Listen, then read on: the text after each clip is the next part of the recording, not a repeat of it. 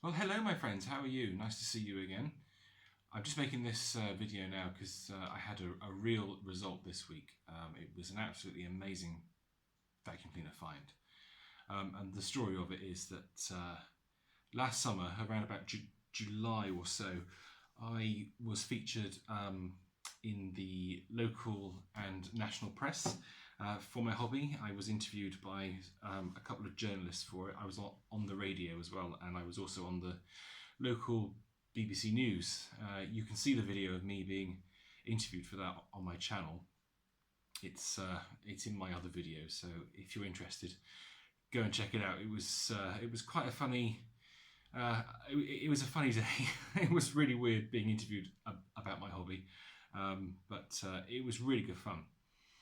Now, in December, the local paper, which is the Swindon Advertiser, they did like a retrospective of the year where they go through all their most popular or interesting stories. And I was one of them, so I was back in the paper, and I didn't know this. Somebody at work told me, "Oh, you were in the paper again." I was like, "Oh, okay, interesting." So a lady who lives over in Highworth called Pat, she saw this article in the paper at Christmas, and she had a vacuum cleaner in her garage which used to belong to her mother-in-law. So Pat got her son to go onto Facebook, and he tracked me down through Facebook and then sent me a message. And so I got the message. I thought, oh, okay, this is interesting. It's probably some ratty old Hoover Jr. or something like that. It's something that I've already got.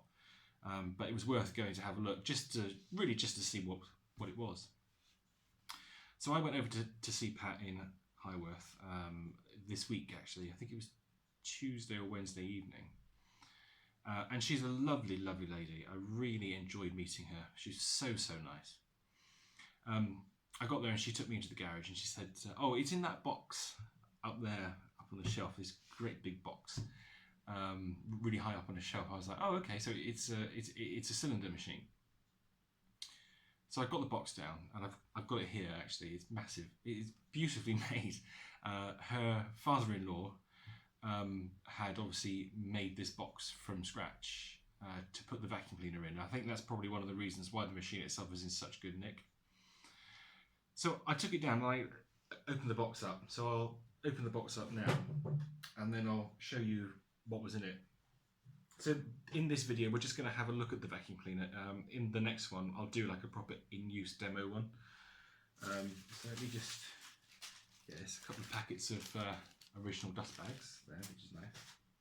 This funny mop thing, I'm not sure if that's original for the cleaner. I don't think it is.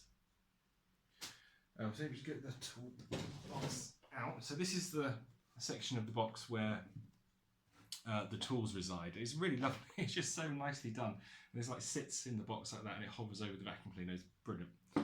I got all various sort of bits and pieces in here. So I've got an extension lead. If I just show you, if I hold it up to the camera, you'll see it's the old round pin style extension lead. And I think the reason for this was because the vacuum cleaner's original plug is in here as well. You can see there that where the cable's been cut off. I think I can actually save this, to be honest. I think I can rewire this plug. And what's quite lovely about it is you can tell it's original because it's got Hoover embossed. I don't know if you can see that. You probably won't be able to, but it says Hoover on it, so it's a genuine Hoover round plug. And also in here is the light bulb adapter.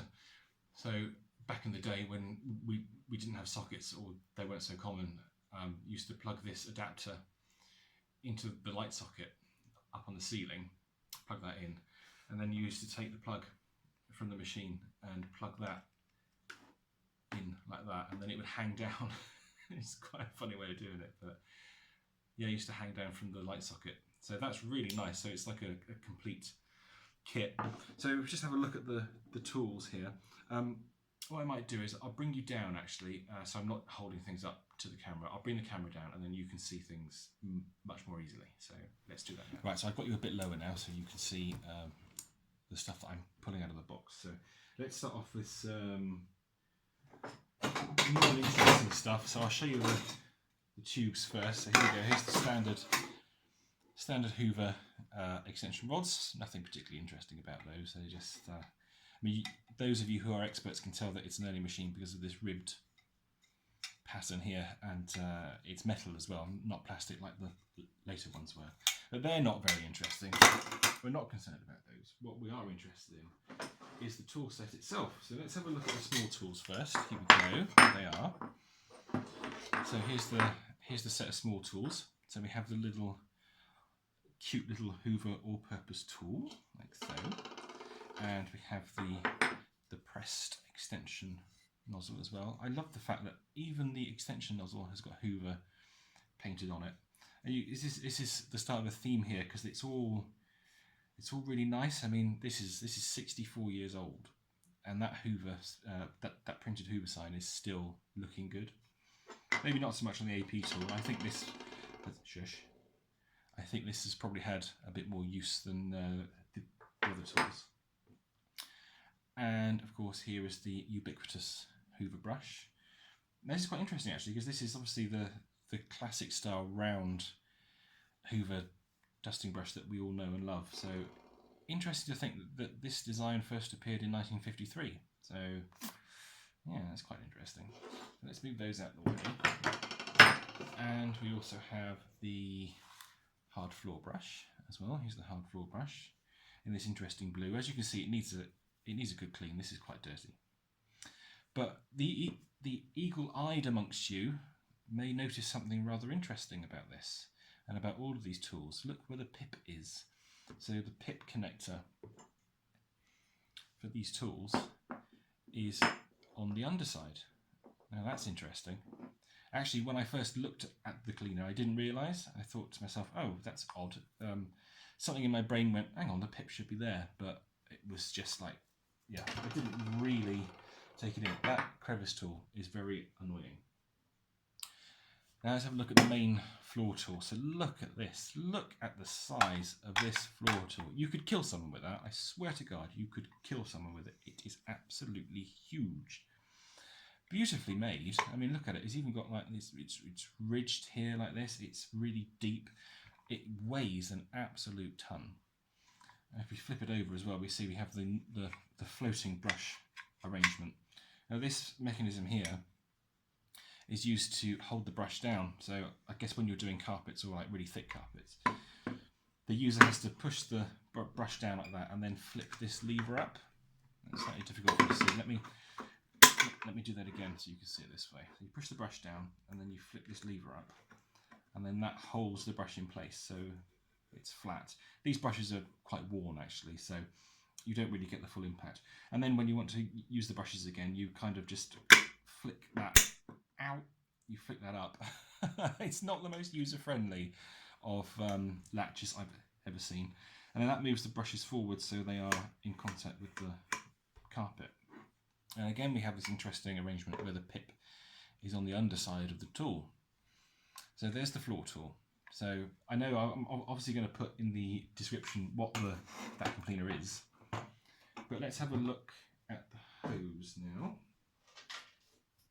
So let me get the hose out of the box. The hose is fascinating actually. This is the one bit of it that I was really astounded with. So as you can see, it's a braided hose. Which is interesting because around, well, I guess in the mid-50s, Hoover went onto the Hoover Flex and Ultra Flex style hoses with the Constellation Model 822 and 822A. But this is still a woven / braided hose. And the hose is actually in really nice nick. There's no suction leakage from it at all, which is quite surprising. And I just want to show you this machine end as well. Look how big that machine end is. I mean, it's bigger than my hand. I haven't got the smallest hands. And it is huge, absolutely huge. It sticks out a mile from the cleaner itself. And on the, you attach and detach it by squeezing these sides here. They both say press on it. So when it goes into the machine, it can freely rotate. So it's articulated at the machine end. And it's also articulated at the bent end as well. But this is what caught my eye. So here's the bent end. You hold it here like this when you're vacuuming. But look, the catch is on the underneath. And I had no idea until I saw this particular vacuum cleaner that Hoover ever put that on the underside of the bent end. So this must be the first machine to use this pit fit style arrangement. But because it's the first one, they kind of got it wrong. They put it underneath rather than putting it on top. It makes much more sense to have it on top because A, you can see it and you can get to it much easier. So you press it down rather than having to grope around underneath and pull it up. But what an absolutely beautiful hose. I mean, the quality of this, the quality is out of this world. The whole machine, the hose, the machine itself, the tools, everything is of absolutely the best quality you could possibly imagine. Even the plastics. I don't know if you can see that, but you can see how thick the plastic is on this machine end fitting. It's absolutely beautiful. Let me get out of the way, and now let me show you the main event. I might have to move the camera for this so I can get the whole cleaner in. But presenting to you, and bearing in mind this is not being cleaned up, the original Hoover 417. Now I am just going to move the camera so you can see this better, so bear with me 2 secs. I put you up a bit higher now and in front of me so I can show you this absolutely beautiful machine. This is the original 1953 Hoover 417. So it's Hoover's second ever cylinder vacuum cleaner. It replaced model 402 in 1953. And what we'll do in a minute is we'll just have a look at the Hoover service manuals, which has got this cleaner in it, and it's got some nice pictures as well, because there is something I just want to check with the tools. So we will do that together. And if I just get rid of the cable in a minute that goes around the top. And I absolutely love the fact that they put this little cable winder here, so you can wrap the cable around this rather than putting it around the end of the machine. I mean, that's absolutely lovely. It's quite a simple vacuum cleaner, you know, it's just a normal cylinder cleaner. But there are some features on this which are quite interesting, and features that I've never ever seen on a 417 series machine. So I just, so you can see it, just a little bit to the bed. You can see what lovely condition the cleaner's in. It is absolutely beautiful. Hence, you know, from being kept in that box for so many years, it's just preserved it beautifully. So the first thing I want to show you is in the bag compartment. So I'm just going to open it up here, like so. So it opens up this way. Now, unlike the 417G, which is the one we've probably seen the most of, 417G was a very, very popular cleaner. It was the budget range in the 1960s, so it was very popular and it sold like hotcakes. But this one, being the original 417, the front doesn't come off. It's actually hinged, and it hinges down like that, so you don't like have the front just fall off in your hands. It's a much more elegant solution to it. And there's no bag holder here. The bag is flayed out, or spread out rather, around the edge of the internal cloth bag. And then this huge piece of plastic comes up thus and squeezes the paper bag against the cloth bag, and that's how you get your seal. So I did wonder to myself, what is the point of this huge piece of plastic here? Because it looks really odd, it looks very strange. But I found out the reason why last night, and the clue is underneath. So this just shows you how much thought they put into the cleaner. There's a carrying handle here. You see underneath the front, there's a carry handle, and you can pick the machine up by this handle rather than having to use the one on the top. And it's really quite an elegant idea. Now I believe 402 had this, the preceding machine. So they carried that over from 402, but it wasn't present on later 417 cleaners. The other thing, which is quite lovely, is around the back. So if I just rotate the machine, you can see the back, and you can see this quite bizarre sort of chrome circle here. So this chrome circle is actually a diffuser. So normally, and again on 417G, etc., the machines just have a hole on the back. They have a hole in the back where you pop the hose in when you want to do blowing. But they put a diffuser ring on this, which reduces the noise that's made. And what's quite beautiful is that these flaps are sprung. So each flap has a spring, And when you put the hose in, the flap's open, and then, ow, it's got my finger. When you put the hose in, it creates the seal. So if I just get the hose here, I'll show you, and you can see how much the hose sticks out of the back. So you just pop it in, thusly, and the hose attaches to the chrome ring, and there you go. But one thing that I do want to point out about this is kind of like an oversight, really. If I do it on the front of the cleaner, actually, which is much better. So when the hose goes in, it doesn't seal particularly well. Now, I don't know if this is a fault with the hose I've got. I don't think it is, but you can see it's very, very loose. I've tried moving this rubber cuff backwards so it creates a better seal with the front of the machine, but whatever I do, this cuff won't move. I mean, obviously, as I say, it's 64 years old, so it's not going to do much. But yeah, it just seems really odd that there's this play. It doesn't lose a lot of suction, to be honest with you, but it just doesn't feel right.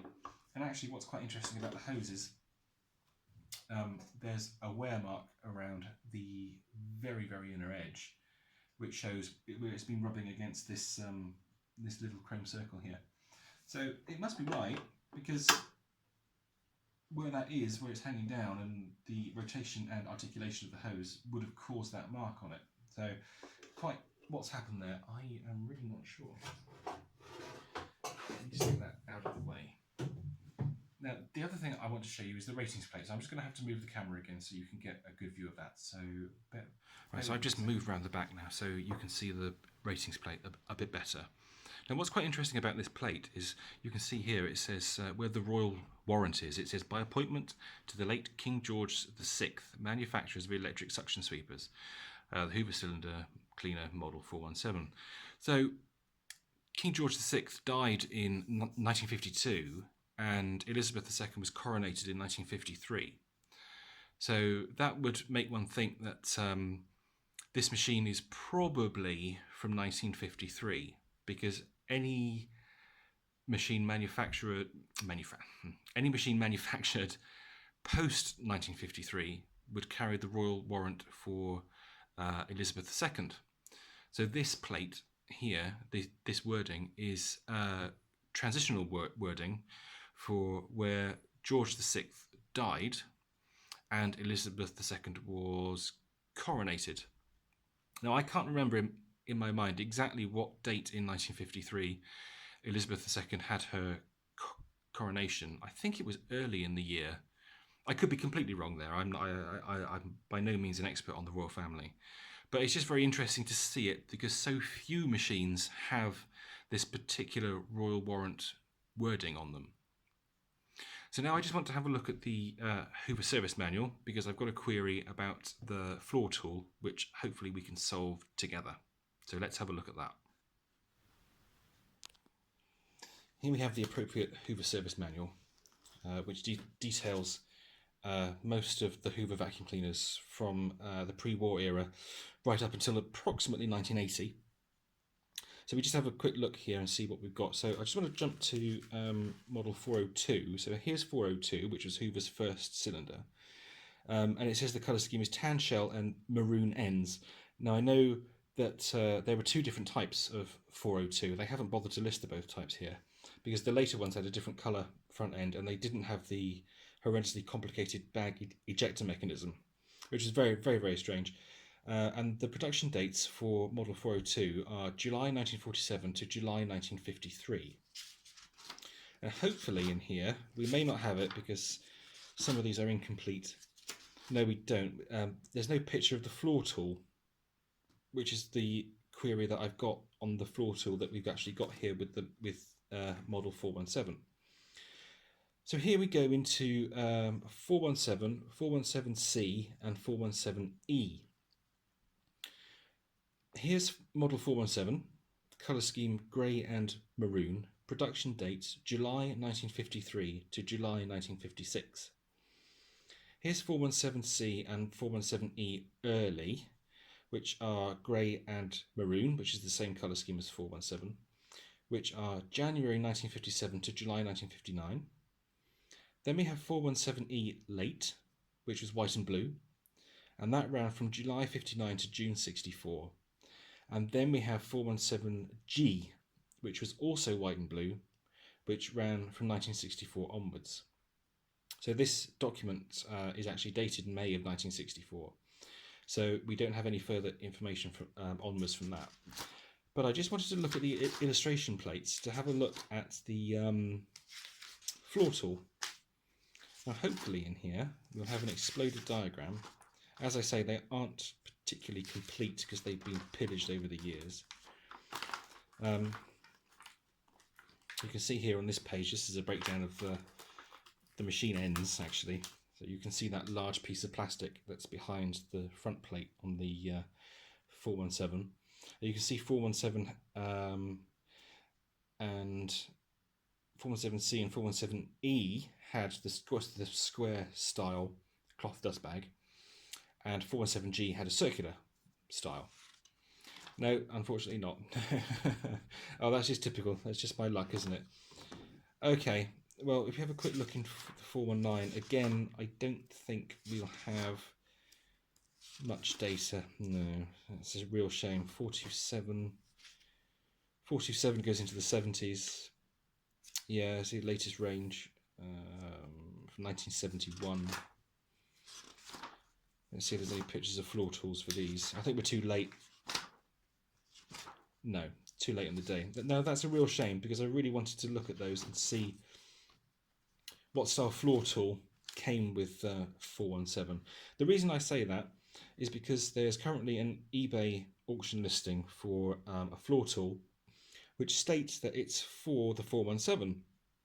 Now obviously I've got an early 417 here with this big heavy metal style floor tool, but the one that's shown in the eBay listing is actually the 402 style, which was, well, it was probably about half the size of this. It was about so high.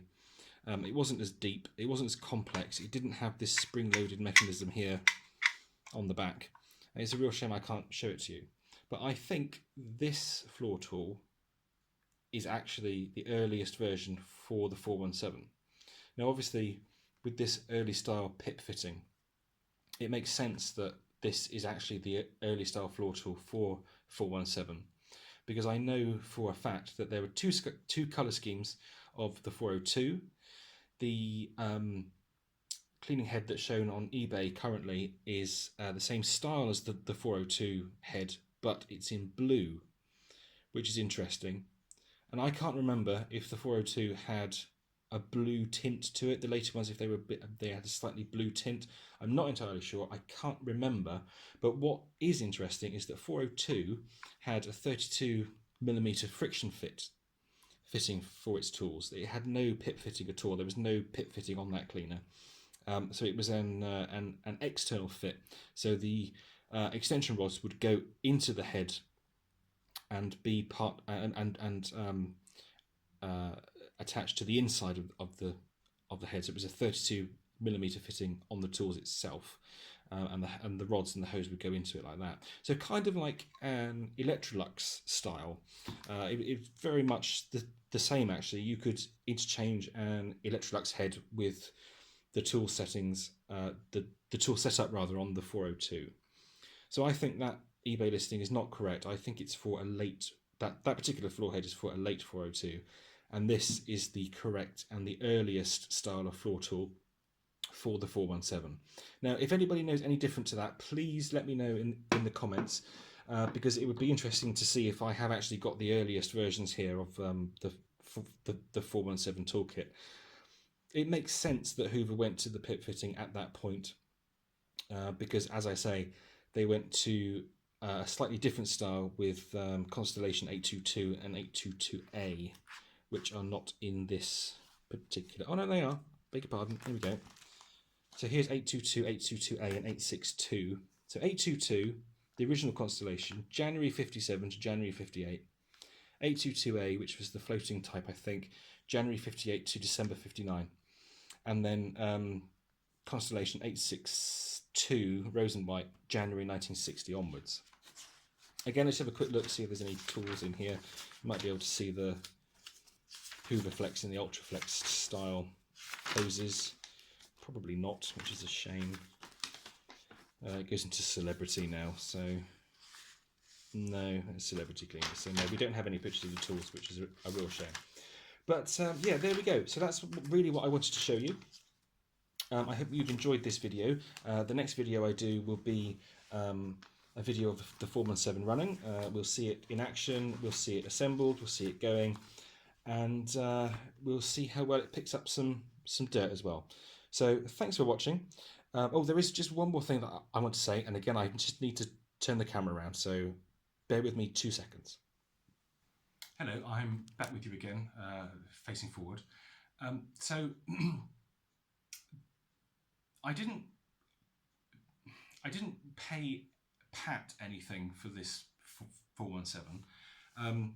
Sadly, her husband passed away. I think it was last year due to prostate cancer. So the arrangement that we came to was that I would make a donation to cancer research in memory of Pat's husband as payment for the 417. Now, I'm not going to ask you for money. I don't want your money. I don't really like all this money grubbing and, oh, please send me stuff and all that stuff. It doesn't sit particularly well with me. But in this instance, I'm going to put a link to cancer research in the description of the video. And every 417 video I do, I will put that in there.